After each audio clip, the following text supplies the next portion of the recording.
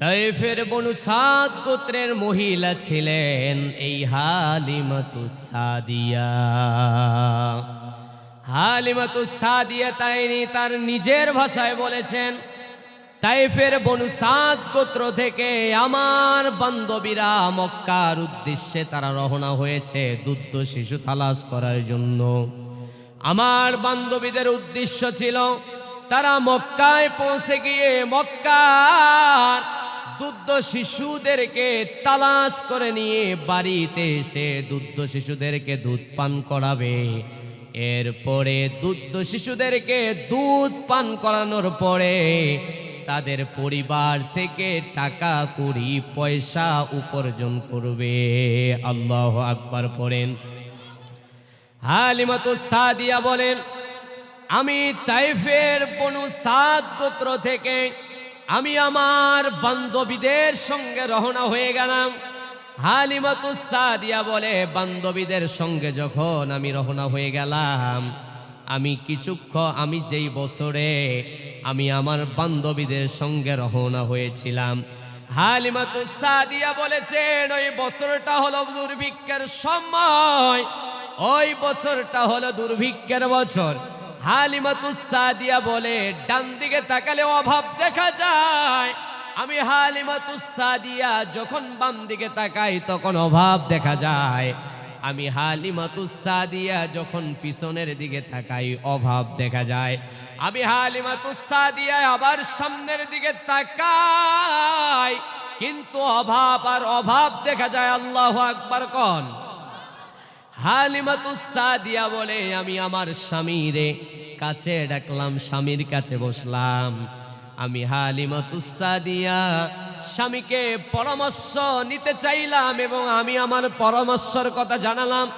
ওগো স্বামী আমার, যেহেতু দুর্ভিক্ষের বছর চলছে, শুধু অভাব আর অভাব দেখা যায়। হালিমাতুস সাদিয়া বলে, আমি আমার স্বামীকে জানাই দিলাম, ওগো স্বামী আমার, আমি আমার বান্ধবীদের সঙ্গে যদি মক্কায় যেতে পারি, মক্কায় গিয়ে যদি দুধ শিশু তালাশ করে নিয়ে আসতে পারি, ওই দুধ শিশুকে দুধ পান করানোর পরে ওই দুধ শিশুর পরিবার থেকে টাকা কড়ি অর্থ পয়সা যদি উপার্জন করতে পারি, তাহলে এই দুর্ভিক্ষের বছরে একটু ভালো চলা যাবে কি যাবে না? হালিমাতুস সাদিয়া বলেন, স্বামীর সঙ্গে যখন পরামর্শ করলাম, আমার স্বামী অনুমতি দিয়ে দিল।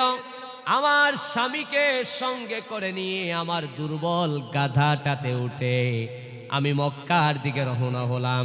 হালিমাতুস সাদিয়া বলেন, যেই বছরটিতে আমরা মক্কার দিকে রওনা হয়েছি, ওই বছরটিতে দুর্ভিক্ষ হওয়ার কারণে আমার গাধাকে আমি ঠিক মতো খাবার দিতে পারি নাই।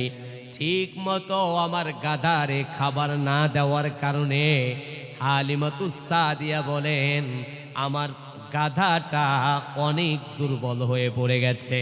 আমার গাধাটা ঠিক মতো খাবার না পাওয়ার কারণে অনেক দুর্বল হয়ে পড়েছে।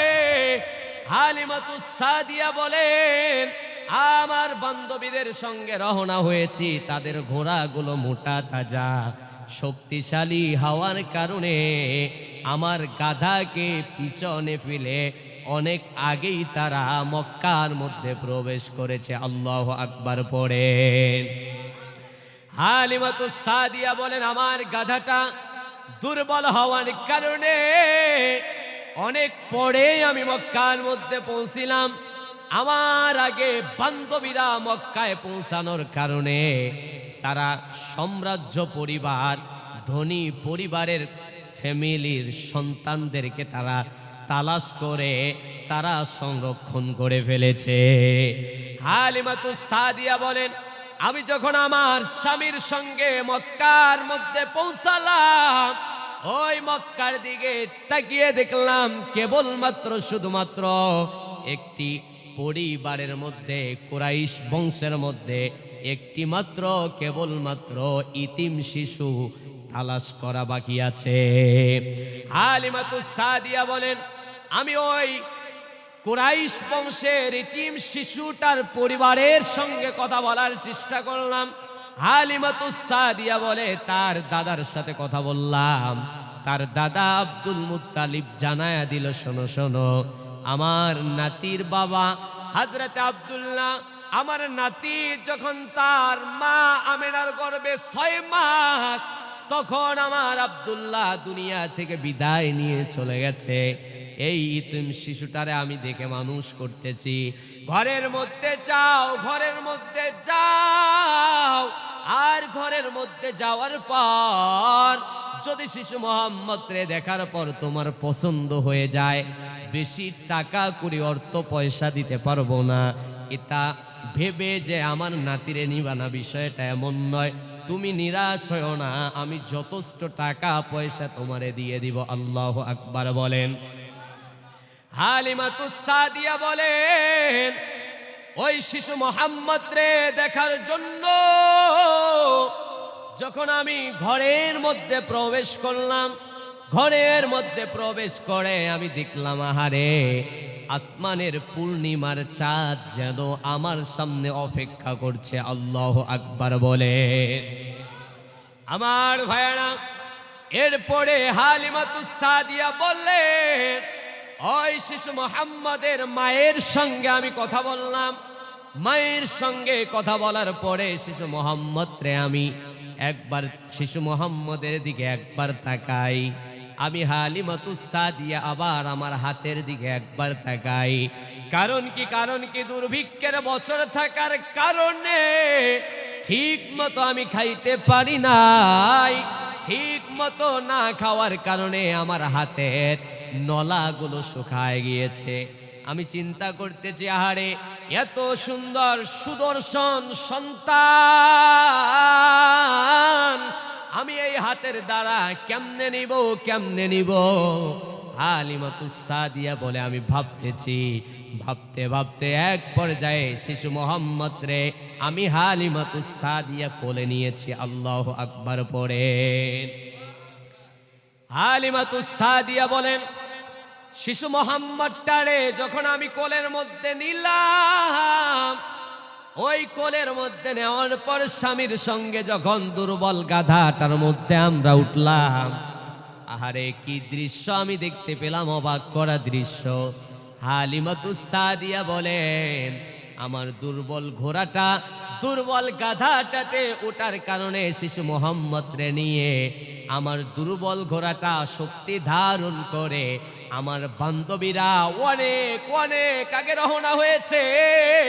আমার বান্ধবীদের গাধাগুলোকে পিছনে ফেলে রেখে আমার দুর্বল গাধাটা শক্তি ধারণ করে আমার মোহাম্মদকে নিয়ে বাড়ির পানে ছুটে চলেছে। আল্লাহু আকবার পড়ে। আমার ভাইয়ারা, ভালো করে লক্ষ্য করতে হবে। হালিমাতুস সাদিয়া এরপরে বলেন, আমার দুর্বল গাধাটা যখন বাড়ির পানে ছুটে চলেছে, পিছন দিক থেকে আমার বান্ধবীগুলো জিজ্ঞাসা করে, ওগো হালিমাতুস সাদিয়া, এই দুর্বল গাধায় তো তুমি এসেছো, এই দুর্বল গাধায় তুমি এসেছো, সবার শেষে মক্কায় পৌঁছেছো। এই দুর্বল গাধা এত শক্তি পেল কোন কারণে? যার কারণে আমাদের শক্তিশালী গাধাগুলোরে পিছনে ফেলে রাখলো।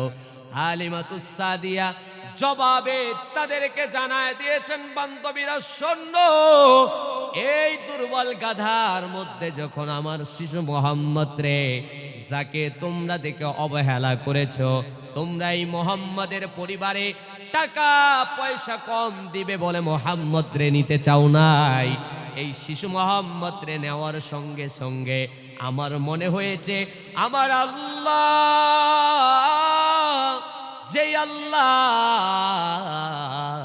আমারে বানিয়েছেন, এই শিশু মোহাম্মদ রে কোলে নেওয়ার কারণে, গাধার পিঠে ওঠার কারণে আমার তো মনে হয়েছে আসমানের বাড়ি দ্বারা রহমতের আল্লাহ রব্বুল আলামিন আমার জন্য খোলা করে দিয়েছে। আমার ভাইয়েরা, সুতরাং হালিমাতুস সাদিয়া তিনি বলেছেন, আমি শিশু মোহাম্মদ রে নিয়ে বাড়িতে পৌঁছালাম। বাড়িতে পৌঁছানোর পরে শিশু মোহাম্মদ রে নিয়ে আমি ঘরের মধ্যে প্রবেশ করলাম শিশু মোহাম্মদ রে দুধ পান করানোর জন্য। আল্লাহু আকবার পড়েন। হালিমাতুস সাদিয়া বলেন, আবার অবাক করা দৃশ্য আমি দেখতে পেলাম। এই শিশু মোহাম্মদ রে নিয়ে ঘরে প্রবেশ করলাম দুধ পান করানোর জন্য। আরে দুর্ভিক্ষের কারণে ঠিক মতো আমি খাইতে পারি নাই। ঠিক মতো না খাইতে পারার কারণে আমি অনেকটাই দুর্বল হয়েছি। আমার বুকের স্তনের দুধ শুকায়া গিয়েছে। ওই শিশু মোহাম্মদ রে নিয়ে ঘুরে ঢোকার পরে আমি যা দৃশ্য দেখতে পেলাম, আরে মোহাম্মদ রে দুধ পান করাবো, আমি আমার স্তনের দিকে তাকিয়ে দেখি আমার দুধ দিয়ে আমার দুধের স্তন ভরাট হয়ে গেছে। আল্লাহু আকবার। হালিমাতুস সাদিয়া বলেন, এরপরে শিশু মোহাম্মদ রে তৃপ্তি সহকারে দুধ পান করালাম। এরপরে আমার সন্তান রে দুধ পান করালাম। আমি হালিমাতুস সাদিয়ার তো মনে পড়ে যায়, আমার মনে হয় এখন পর্যন্ত পর্যাপ্ত পরিমাণ দুধ আমার স্তনের মধ্যে রয়েছে। আল্লাহু আকবার। হালিমাতুস সাদিয়া সুতরাং বলেছেন, আমি আমার মোহাম্মদের জন্য যখন পানি আনার জন্য কূপের মধ্যে চলে গেলাম, কূপের মধ্যে চলে যাওয়ার পরে আমি যে দৃশ্য দেখতে পেলাম, যেই কূপ শুকনা, কূপের মধ্যে কোনো পানি নাই।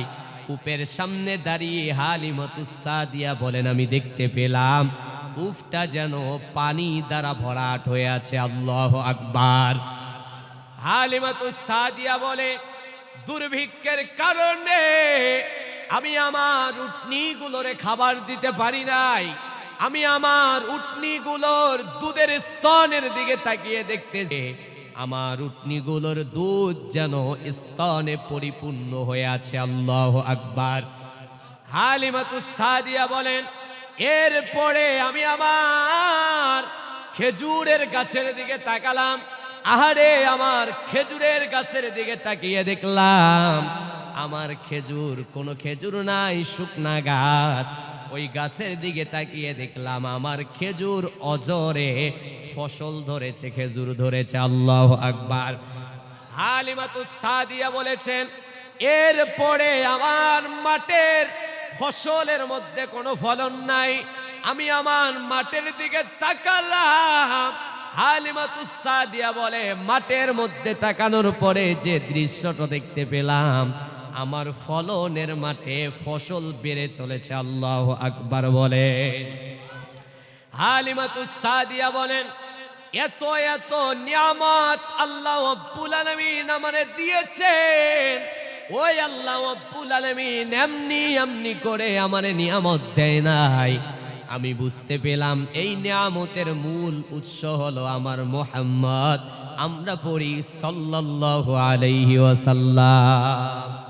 আমার ভাইয়েরা, আরবের একটি প্রথা ছিল, মক্কার একটি প্রথা ছিল, যেই সন্তানগুলো দুধ পেত না, হাটে ওঠানোর পর ওই সন্তানগুলো 2 বছরের জন্য বিক্রি হয়ে যেত। কয় বছর?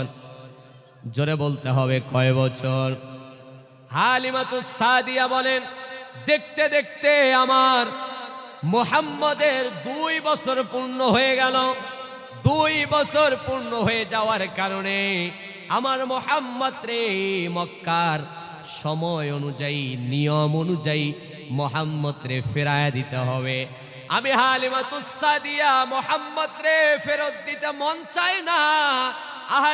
যার কারণে এত ধন সম্পদ নিয়ামত পেয়েছি, আমার ভাইয়ারা বুঝে থাকলে বলুন তো, ওই মুহাম্মদ রে কি ফেরায় দিতে মন চায় নাকি?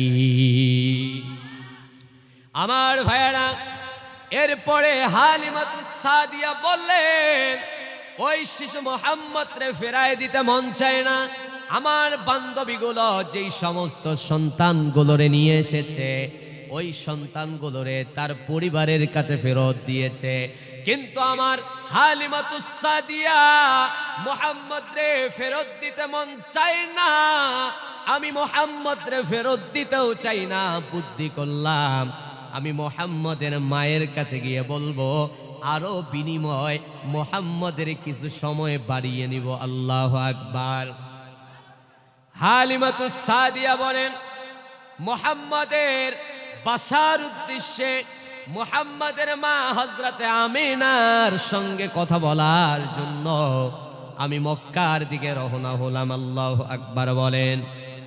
হালিমাতুস সাদিয়া বলেন মক্কায় পৌঁছে গিয়ে আম্মা জান হযরতে আমিনার সঙ্গে আমি কথা বললাম, ওগো আমিনা, যেহেতু মক্কায় মরুভূমি, মক্কার মধ্যে মহামারী আর মহামারী চলছে, শিশু মোহাম্মদ আহারে তায়েফের বনু সাদ গোত্রে মরুভূমির গরম আবহাওয়ার কারণে ওখানে কোনো কোনো মহামারী অ্যাটাক করতে পারে না।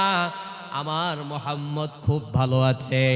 যেহেতু মক্কায় মহামারী চলতেছে, ওগো হালিমাতুস সাদিয়া, মুহাম্মদ রে তুমি এই মক্কার মধ্যে নিও না, বরঞ্চ আর কয়েকটা বছর তায়েফের বনু সাদ গোত্রে আল্লাহর নবী বিশ্ব নবী মুহাম্মদ থেকে যাক। জোরে বলেন আল্লাহু আকবার।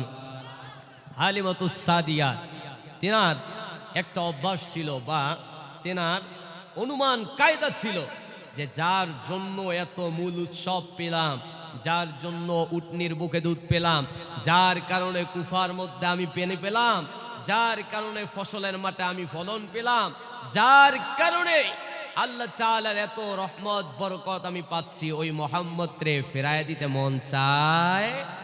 জোরে বলেন চায়।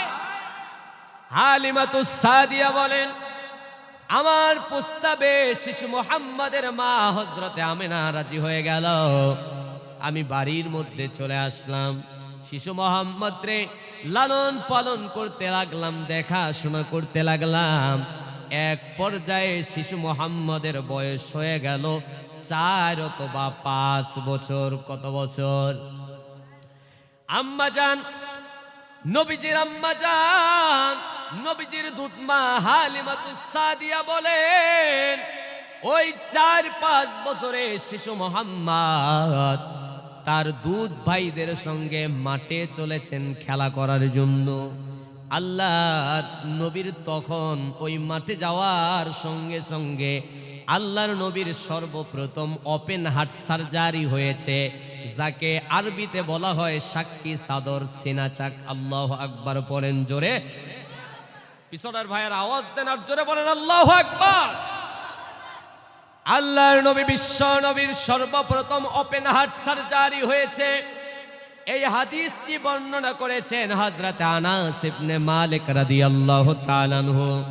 তিনি বলেছেন আনাস ইবনে মালিক রাদিয়াল্লাহু তাআলা আনহু আন্না রাসূলুল্লাহ সাল্লাল্লাহু আলাইহি ওয়াসাল্লাম আতা জিবরাইল ওয়া হুয়া ইয়ালআবু মা গিলমান।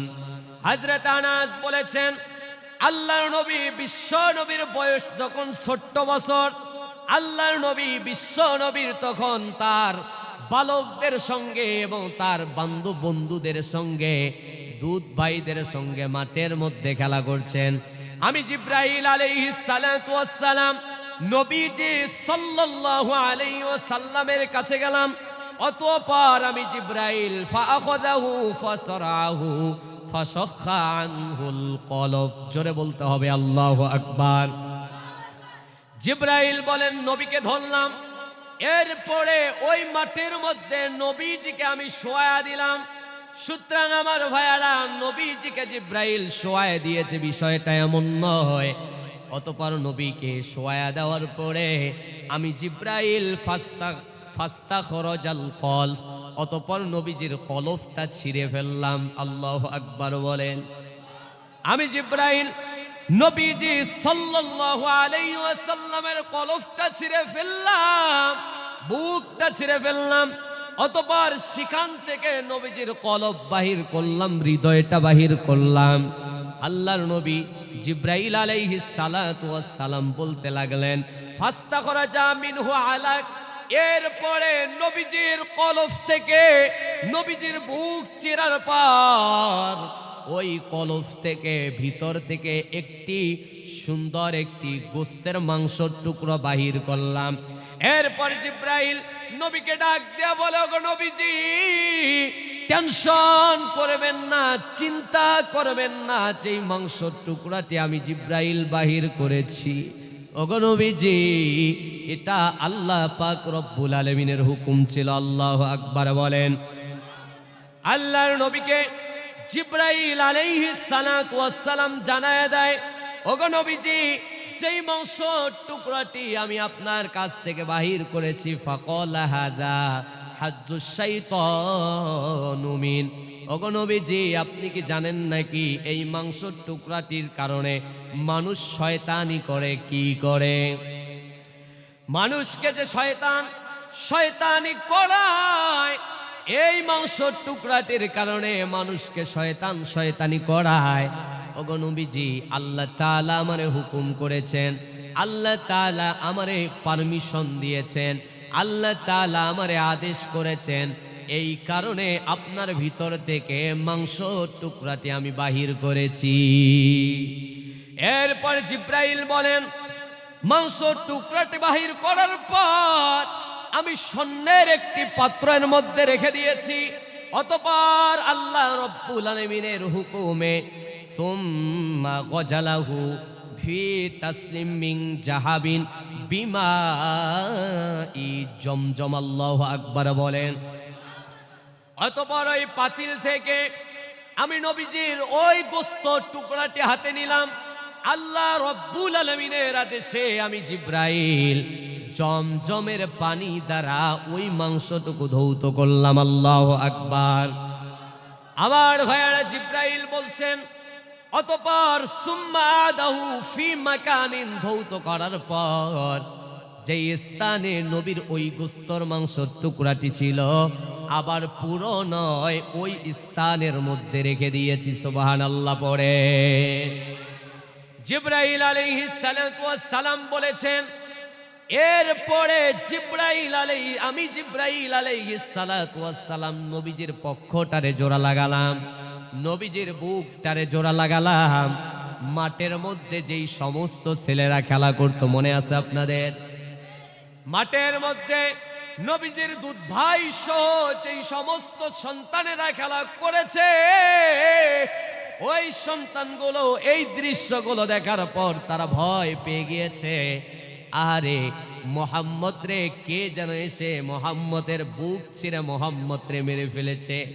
ওই সন্তানগুলো দৌড় দিয়ে নবীজির দূত মা হালিমাতুস সাদিয়ার কাছে চলে গেছে। আল্লাহু আকবার বলেন।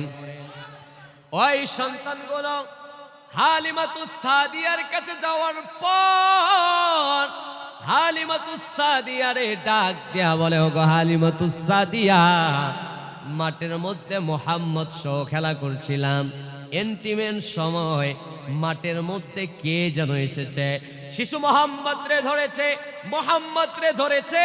বিষয়টা এমন নয়, মোহাম্মদকে ধরার পর মোহাম্মদের বুক ছিঁড়ে মোহাম্মদের ভিতর থেকে মাংসর টুকরা বাহির করেছে।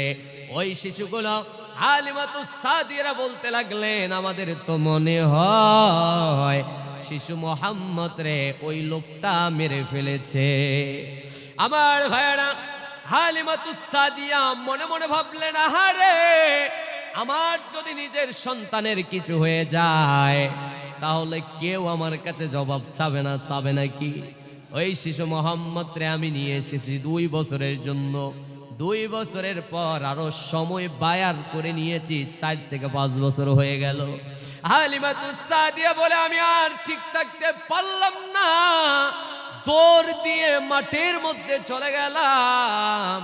মাঠের মধ্যে চলে যাওয়ার পরে আমি হালিমাতুস সাদিয়া দেখতে পেলাম শিশু মোহাম্মদ বসে আছে, কিন্তু মনটা বড় খারাপ। জোরে বলেন আল্লাহু আকবার। হালিমাতুস সাদিয়া তিনি বলেছেন, শিশু মোহাম্মদের ডান হাত ধরে আমি বাড়ির মধ্যে নিয়ে এসে মনে মনে ভাবলাম, আজ যদি মোহাম্মদের কিছু হয়ে যেত, মোহাম্মদের মা আমিনার কাছে আমি কি জবাব দিতাম? আমি আর এই এত রিস্ক নিয়ে শিশু মোহাম্মদ রে আমার বাড়িতে রাখবো না। শিশু মোহাম্মদ রে গাধার পিঠে উঠালেন। আম্মাজান হযরতে হালিমা, আম্মাজান হালিমাতুস সাদিয়া তিনি নিজেই গাধার পিঠের মধ্যে চললেন, মক্কার দিকে রওনা হলেন। মক্কার দিকে রওনা হওয়ার পর আমার ভাইয়ারা আম্মাজান হযরতে আমিনার কাছে নবীকে বুঝায় দিয়ে আসলেন। সুবহানাল্লাহ ক আমার ভাইয়ারা, এবার নবীজি মায়ের পরশ পেয়ে পেয়ে বড় হচ্ছেন। হঠাৎ করে আম্মাজান হযরতে আমিনা নবীর মনটাকে ভালো রাখার জন্য, নবীর মনটাকে ফ্রেশ রাখার জন্য বিকাল হলে মক্কার একটি মাঠে নবীকে খেলা করার জন্য দিয়ে আসে। আবার যখন বিকাল পেরিয়ে গিয়ে যখন সন্ধ্যা হয়ে যায়, আবার আম্মাজান আমিনা ওই মাঠের মধ্য থেকে নিয়ে আসে। আল্লাহু আকবার পড়েন। আম্মাজান আমিনা বলেন, শিশু মোহাম্মদ আবার একদিন জিজ্ঞাসা করলো, গোম্মা আমার বন্ধুরা আমার সঙ্গে খেলা করে, তাদের বাবা এসে সন্ধ্যার সময় তাদের বাবা এসে নিয়ে যায়, বিকাল হলে তার মা তার খেলার মাঠে দিয়ে যায়। ও গো মা, তুমি আমারে খেলার মাঠে দিয়ে যাও, আবার তুমি আমারে খেলার মাঠ থেকে নিয়ে আসো। মাগো জানতে চাই, ও মা জানতে বড় মন চায় আমার বাবা কোথায়। ও মা আমার বাবা কেন আমারে নিতে আসেন? আল্লাহু আকবার। সঙ্গে সঙ্গে মা হযরত আমিনা বলতে লাগলেন, ও গো মুহাম্মদ বাবা শোনো, তোমার বাবা আব্দুল্লাহ তুমি যখন আমার গর্ভে 6 মাস, কয় মাস, ওগো বাবা তোমার বাবা ব্যবসার কাজে মদিনার উদ্দেশ্যে রওনা হয়েছে, তোমার বাবা রাস্তার মধ্যে ইন্তেকাল করেছে। আল্লাহু আকবার। শিশু মোহাম্মদ কোনোতেই বোঝে না। শিশু মোহাম্মদের বয়স তখন 6 বছর হয়ে গেল। কয় বছর? আল্লাহর নবী তখন মায়ের কাছে আরজি পেশ করলেন, মাগো আমি আমার বাবার কবর জিয়ারতের জন্য যাব। আম্মাজান হযরতে আমিনা দাদা আব্দুল মুত্তালিবকে ডাক দিয়া বলে, ও বাবা তোমার সন্তান মারা গিয়েছে, মোহাম্মদ তো বোঝে না, মোহাম্মদ তার বাবার কবরের সামনে যাবে, বাবার কবর জিয়ারত করবে। আম্মাজান আমিনা আব্দুল মুত্তালিবকে বলার সঙ্গে সঙ্গে নবীজির দাদা আব্দুল মুত্তালিব যাওয়া এবং আসা, কবর জিয়ারত করা এবং আসার সমস্ত ব্যবস্থাপনা নবীর দাদা আব্দুল মুত্তালিব তিনি করে দিয়েছেন। আল্লাহু আকবার। আম্মাজান হযরত আমিনা তার ঘরের দাসী উম্মে আইমানকে সঙ্গে করে নিলেন, নবীজিকে পাশে নিলেন। এরপরে বাবার কবর জিয়ারতের জন্য নবীজি চলে গেলেন। নবীজির বয়স তখন কয় বছর? নবীজির বয়স তখন 6 বছর। নবীজি মায়ের সঙ্গে বাবার কবর জিয়ারত করতে গেলেন। আমার ভাইয়ারা দিলের কানগুলো দিয়ে কথাগুলো শ্রবণ করতে হবে। আমার ভাইয়ারা মোবাইল থাকলে কথাগুলো রেকর্ড করে নিতে হবে। আমার ভাইয়ারা কলম খাতা থাকলে সুন্দরভাবে কোরআনের কথাগুলো রেকর্ড নোট করে নিতে হবে। আমার ভাইয়ারা এরপর উম্মে আইমানকে নিয়ে বাবার কবর জিয়ারতের জন্য মায়ের সাথে চলে গেলেন। বাবার কবর জিয়ারত করলেন। বাবার কবর জিয়ারত করার পর যখন মক্কার মধ্যে ফিরবেন, আল্লাহর নবী বিশ্ব নবীর মা আম্মাজান হযরতে আমিনা আবওয়া নামক একটা জায়গায় তিনিও রবের ডাকে সাড়া দিয়ে ইন্তেকাল করেছে। ইন্তেকাল করার সঙ্গে সঙ্গে ওই আবওয়া নামক জায়গায় আম্মাজান হযরতে আমিনাকে দাফন করলেন। আমার ভাইয়েরা আমরা কেমন নবী পেয়েছি, জন্মের পূর্ব মুহূর্ত সময় বাবারে হারিয়ে ফেলেছে। 6 বছরে যখন নবীজি সাল্লাল্লাহু আলাইহি ওয়াসাল্লামের বয়স, তৎকালীন সময় নবীজি তার দুঃখিনী মারে হারিয়ে ফেলেছে। কথা বলেন ঠিক কিনা? নবীজিকে এবার উম্মে আইমান হাত ধরে ধরে দাসী উম্মে আইমান মক্কার দিকে নিয়ে রওনা হলেন। বাড়িতে পৌঁছালেন। আল্লাহর নবী বিশ্ব নবীর দাদা আব্দুল মুত্তালিব নবীর সমস্ত দায়িত্বগুলো বহন করলেন। আল্লাহু আকবার। হাদিসের মধ্যে এসেছে কাবা ঘরের পাশে এই আব্দুল মুত্তালিব নবীরে কেমন ভালোবাসতেন শোনেন। কাবা ঘরের পাশে আব্দুল মুত্তালিবের জন্য একটা বিছানা পাতা ছিল। ওই বিছানার মধ্যে আব্দুল মুত্তালিবের স্ত্রীও কখনো বসে নাই। ওই বিছানার মধ্যে আব্দুল মুত্তালিবের সন্তানগুলো কখনো বসে নাই।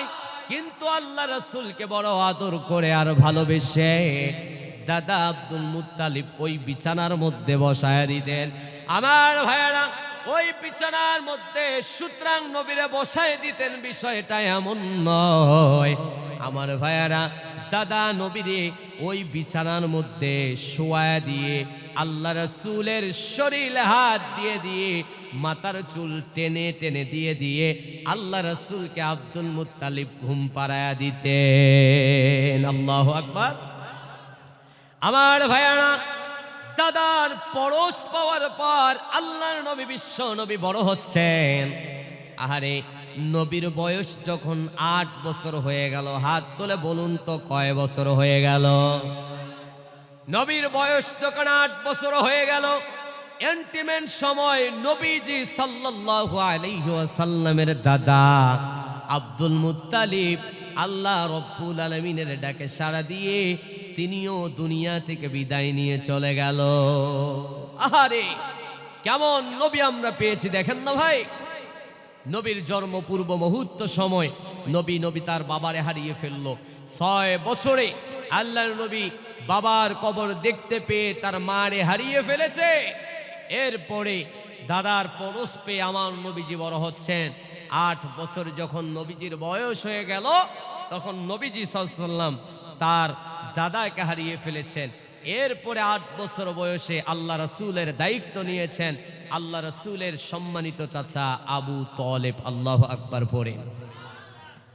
আল্লাহর নবী বিশ্ব নবী চাচার কাছে মানুষ হচ্ছেন। চাচা আবু তালেব নবীজিরে অনেক ভালোবাসতেন, আদর করতেন, অনেক মায়া করতেন।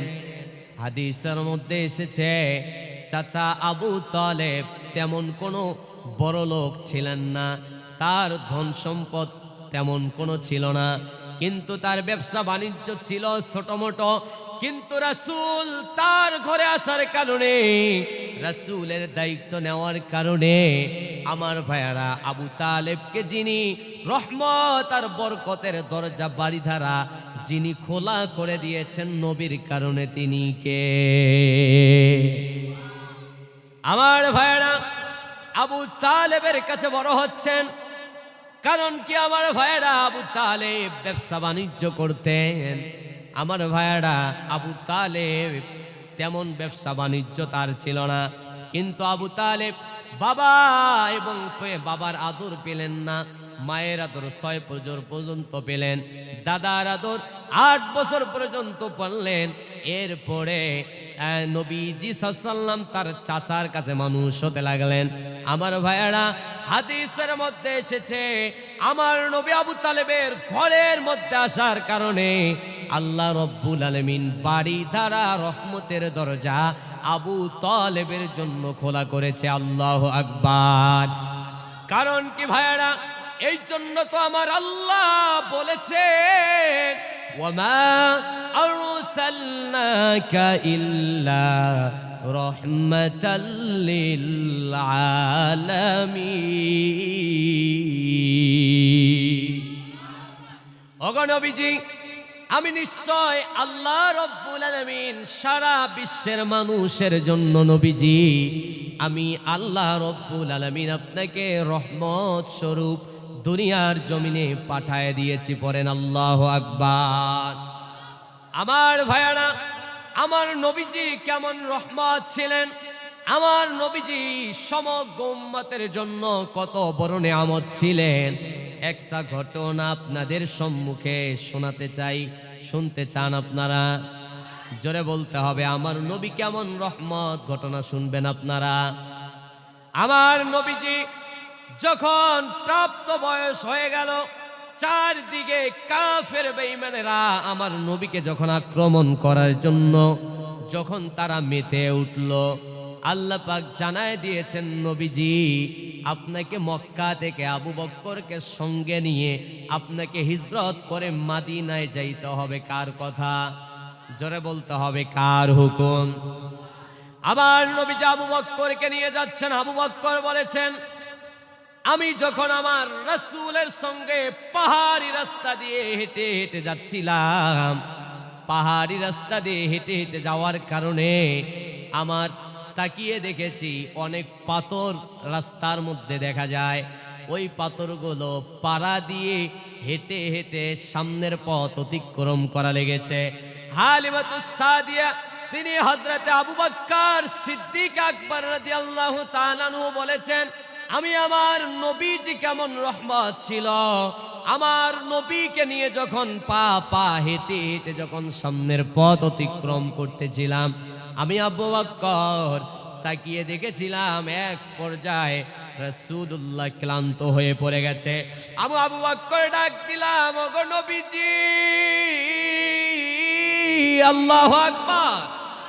আমি আবু বকর আপনার কষ্ট দেখে সহ্য করতে পারি না। ওগো নবীজি, আপনি আমার শরীরে ওঠেন, আমি আপনারে বহন করে করে সামনের পথ অতিক্রম করব। আবু বকর কেমন রসুলকে ভালোবাসতেন ভাইয়ারা, লক্ষ্য করুন। আবু বকর বলেন, আমি আমার রসুলকে যখন আমি আমার শরীরের মধ্যে বহন করলাম, এরপরে যখন আমার সামনের পথ অতিক্রম করা শুরু করলাম, আরে বিশাল বড় বড় পাথর, ওই পাথরের মধ্যে যখন আমি পা রাখি, মুহূর্তের মধ্যে আবু বকর আমি তাকিয়ে দেখলাম নবীজিকে বহন করার কারণে শক্ত পাথরগুলো তুলার মতো নরম হয়ে যায়। আল্লাহু আকবার। আবু বকর বলেন, আমি বুঝতে পারলাম না ঘটনা কি, বুঝার জন্য আমি এক পর্যায়ে ক্লান্ত হয়ে গেলাম। ক্লান্ত হয়ে যাওয়ার কারণে আমরা গাছের নিচে বিশ্রাম নিলাম। এরপরে নবীজিও হাঁটে, আমি আবু বকরও হাঁটি। আরে আমি পাথরের উপর পা দেওয়ার কারণে নবীজিকে যখন বহন করা শেষে যখন নবীও হাঁটে আমিও হাঁটি, নবীকে বহন ছাড়াই যখন হাঁটছিলাম, আমি আবু বকর তাকায়া দেখলাম আর পাথর আগের মতো তুলার মতো নরম হয় না। আমি আবু বকর মনে মনে ভাবলাম, আরে তাহলে কি হয়ে গেল, নবীর কারণে মনে হয় পাথরগুলো গলে গলে তুলা হয়ে যায়। আবু বকর বলেন, আবার নবীজিরা আমি ধরে কোলের মধ্যে নিলাম। এরপরে কোলের মধ্যে নেওয়ার পরে আমি আবু বকর আবার পাথরগুলোর মধ্যে পা দেওয়ার কারণে আমি তাকিয়ে দেখলাম পাথরগুলো আগের মতো আবারও তুলার মতো নরম হয়ে যেতে লাগলো। সুবহানাল্লাহ পড়েন, কারণ আল্লাহ তাআলা তো বলেছে, ওয়ামা আরসালনাকা ইল্লা রাহমাতাল লিল আলামিন। আমার রহমত, আমার নবী যে আমাদের জন্য রহমত। আমার ভাইয়েরা বুঝে থাকলে বলুন তো দেখি, আমাদের কোনো সন্দেহ আছে নাকি? এরপরে হযরত আবু বকর বলেন, আমি আমার নবীর সঙ্গে সামনের পথ অতিক্রম করলাম। নবীজি আমারে ডাক দিয়া কয়, আবু বকর ক্ষুধা লেগেছে রে আবু বকর, আশেপাশে দেখো তো কোনো বাড়ি দেখা যায় নাকি? আবু বকর বলে, নবীজি যখন আমারে বলল, আমি নবীজির সঙ্গে দাঁড়িয়ে দূর থেকে একটা বাড়ি দেখতে পেলাম। এরপর নবীজিকে সঙ্গে করে নিয়ে আমি আবু বকর হাঁটতে হাঁটতে ওই বাড়ির সামনে চলে গেলাম। আমাকে আল্লাহর নবী ডাক দেয়া বলে, আবু বকর ওই বাড়ির সামনে গিয়ে, বাড়ির দরজার সামনে গিয়ে সালাম দাও আর বলো, মক্কা থেকে হিজরত করে আমরা মদিনায় যাচ্ছি সফর করে, তার বাড়িতে যদি কোনো খাবার থাকে সে যেন খাবার আমারে দিয়ে দেয়। আল্লাহু আকবার। হযরত আবু বকর বলেন, বাড়ির সামনে গেলাম, দরজার সামনে দাঁড়িয়ে সালাম দিলাম। এরপরে আমি বাড়ির মালিককে ডাক, সালামের উত্তর নিল একজন মহিলা মানুষ। সালামের উত্তর নেওয়ার পর আমি তার নাম জিজ্ঞাসা করলাম। আবু বকর বলল, সে আমারে বলে দিল তার নাম হলো উম্মে মাবাত। আল্লাহু আকবার। আমি আবু বকর তার কাছে ঘটনা বিশ্লেষণ করলাম এবং বললাম, মক্কা থেকে হিজরত করে মদিনায় যাচ্ছি আমরা, ক্ষুধার্ত, আপনার বাড়িতে কোনো খাবার থাকলে দিতে পারেন। ওই মহিলা ডাক দেয়া বলে, আমার স্বামী একজন রাখাল, আমার স্বামী বকরির পাল নিয়ে মাঠে চলে গিয়েছে। ওই বকরিকে মাঠে পাল চড়ানোর পর আমার বাড়িতে নিয়ে আসবে। এরপরে বাড়িতে নিয়ে আসার পর দুধ দহন করব, এরপরে আমরা খাবো, পেটটা ভরাবো। আল্লাহু আকবার। অগপরথিক, আমি তোমারে চিনি না, পর্যাপ্ত পরিমাণ আমার কাছে কোনো খাবার নাই, তোমারে দিতে পারছি না। আবু বকর নবীকে ডাক দেয়া বলে, নবীজি তার বাড়িতে কোনো খাবার নাই। নবীজি এরপরে বললেন, আবু বকর পানি থাকলে পানি চাও। আবু বকর এরপরে উম্মে মাবাতকে ডাক দেয়া বলে, উম্মে মাবাত, তোমার বাড়িতে কোনো পানি থাকলে দাও, ওই পানিগুলো আমরা পান করে তৃষ্ণা নিবাবো, সামনের পথ অতিক্রম করবো। আল্লাহু আকবার। হযরত আবু বকর বলেন, উম্মে মাবাত আমারে জানাই দিল পর্যাপ্ত পরিমাণ কোনো পানি নাই। আমার স্বামী যখন তার বকরির পাল নিয়ে মাঠে যায়, আমার কাছে একটা পাতিল নিয়ে চলে যায়। ওই পাতিলের মধ্যে পানি নিয়ে ফিরে আসে। ওই পানিগুলো রাত্রে খাই, দিন হলে আমাদেরকে অনাহারে থাকতে হয়। ও পথিক, তোমারে চিনি না, তোমারে কেমনে আমি পানি দেই, আমার কাছে পানি নাই। আল্লাহু আকবার। নবীজি আবু বকরকে ডাক দেয়া বলে, আবু বকর, তার বাড়ির সামনে একটা বকরি দেখা যায়, তাকে গিয়ে বলো এই বকরি থেকে যদি দুধ দহন করে খাই তার কোনো আপত্তি আছে নাকি? উম্মে মাবাত ঘর থেকে আওয়াজ করলো, এই বকরি অসুস্থ হওয়ার কারণে হাঁটতে পড়ে। আল্লাহর নবী, বিশ্ব নবী মুহাম্মদুর রাসূলুল্লাহর কথা অনুযায়ী উম্মে মাবাত মনে মনে ভাবলো, আরে তারা নাকি পাগল।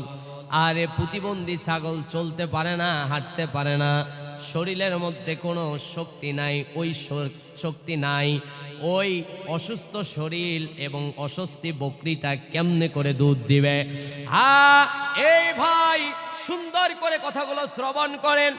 এরপরে উম্মে মাবাত বলো, তারা আমার কাছ থেকে একটা পাতিল চাইলো, আমি পাতিল দিয়ে দিলাম। তারা বলল, এত ছোট পাতিল হবে না, বড় পাতিল লাগবে। আল্লাহু আকবার।